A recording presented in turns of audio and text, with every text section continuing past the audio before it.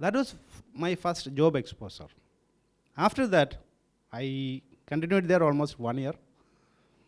I'm totally fed up because I know this is not sufficient even to maintain a lifestyle. Anything. It's not enough for anything. It is a story in 1992. And 93, somebody helped me to come over here on a visit visa.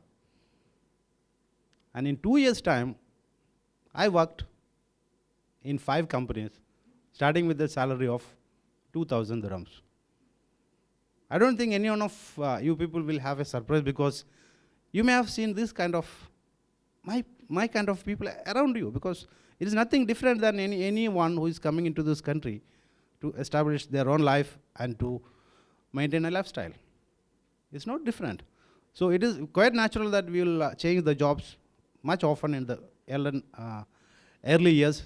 And finally, I started my career in one of the multinational company in 96. Fine, I continued my job. I did the job till 2005. But few things happened in between. This was my life turning things. I realized that I am underpaid, much underpaid, because I got a different job offer, 3 times salary than this. And my company refused. They said, no, you cannot go. I got a second offer. They said, no, you cannot go. I couldn't go back. I couldn't resign the job till 2005 because I had a lot of family commitments. Same, many of these people around here will have the same kind of commitment, which is holding us from throwing the job. And 2005, we called it was a volcano explosion. I had to quit the job because at one time it was a big challenge to my personality, my dedication to the job, and my habit of criticizing the wrong leaders. And finally, they tried to block me at from every corner. They tried to block me, but now it became a challenge for me. I took it as a big challenge. And in the last exit meeting, I was just shouting.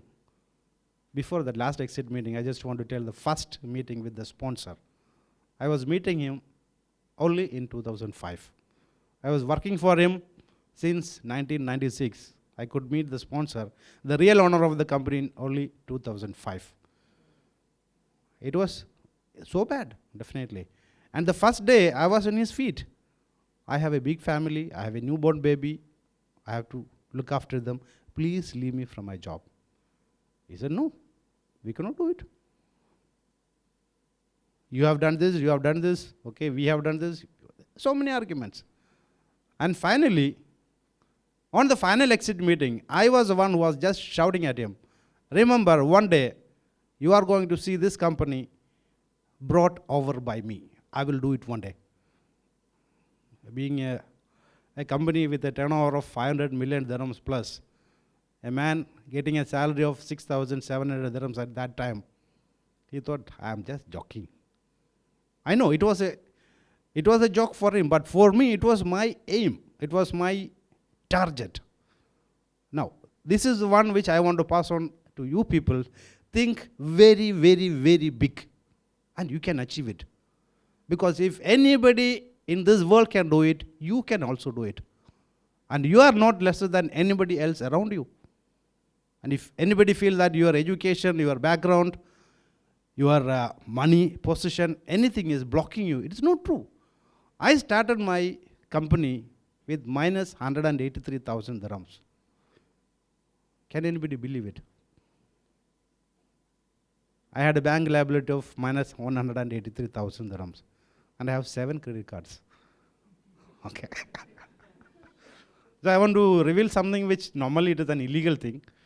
To operate my company, I was basically maintaining certain policies that I take care of my people to pay the salary in time, whatever is the burden on me. So I used to go to some gold shop, give the credit card, take the money, and pay it back later. In 2005, when I started my company, my official designation was different. I used to say that I was working as an office boy cum president of the company. Okay.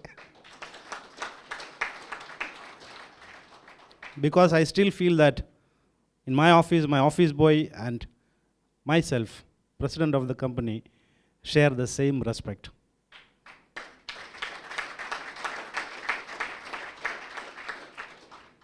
Because they are valued with their job, not with their salary, not their costume, nothing.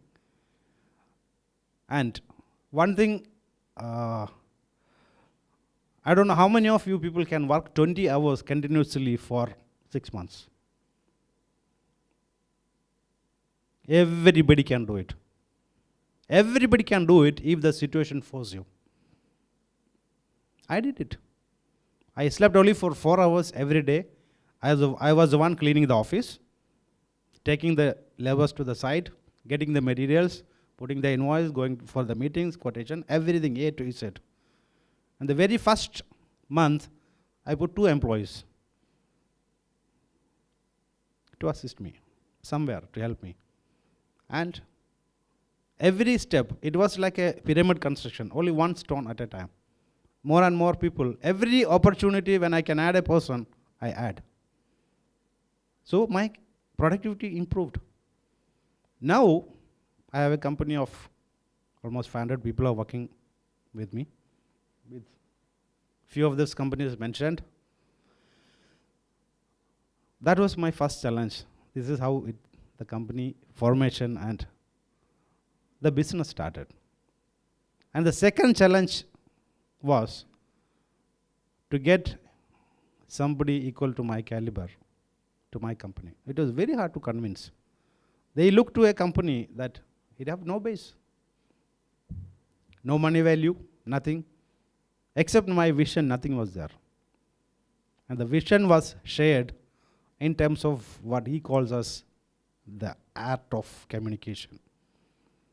I conveyed my energy to those people and convinced them that they can achieve it. Until today, I have respected my word. I stand for my commitment. So if any one of us feel that you're a little bit lacking of quality, time, or any other things, which is stopping you from achieving anything, it's absolutely wrong. I stand against it. 2005, I was an employee drawing a 6,700 dirhams. And now, I have at least 15 people drawing salary more than 50,000. So there is nothing to limit you. There is nothing to limit you. You are all a bunch of very capable people. Everybody have the talent in everybody, and everybody can do everything. Nothing is impossible for anyone. Nothing is impossible.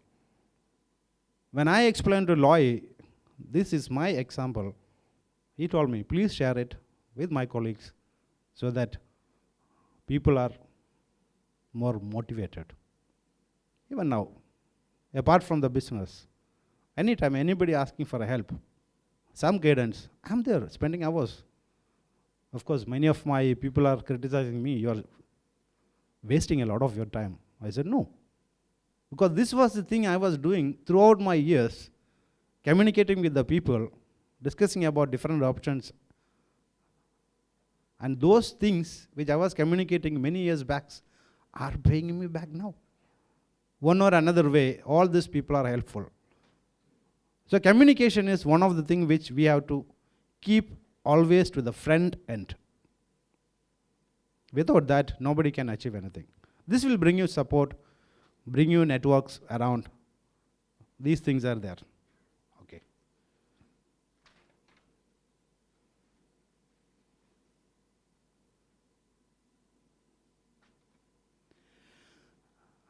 I have one question to few of the CEOs, if any CEOs are there.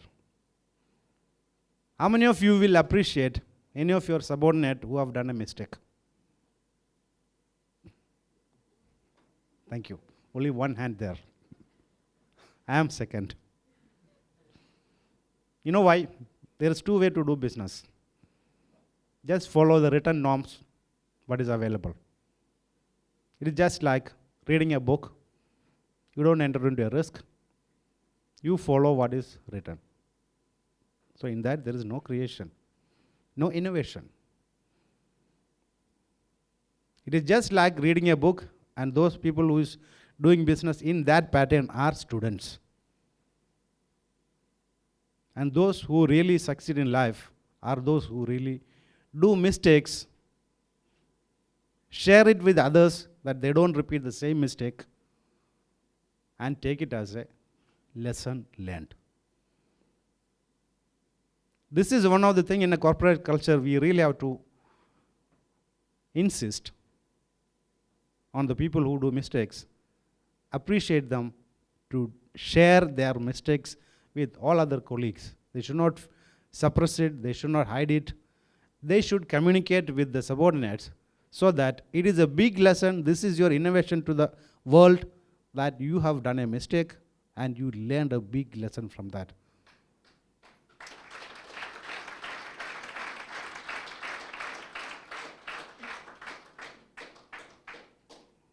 If this kind of attitude was not there, we would not have scientists with a lot of inventions. Okay.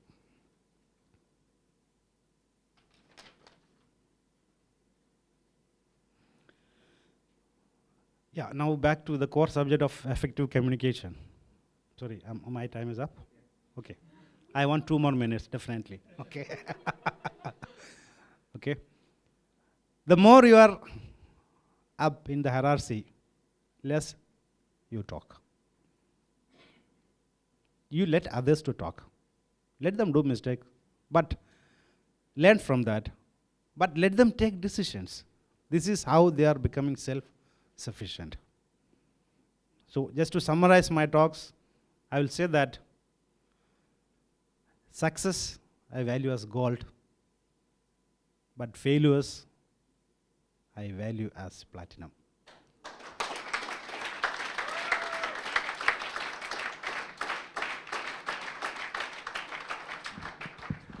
Can I be honest with you? I'll tell you very honestly.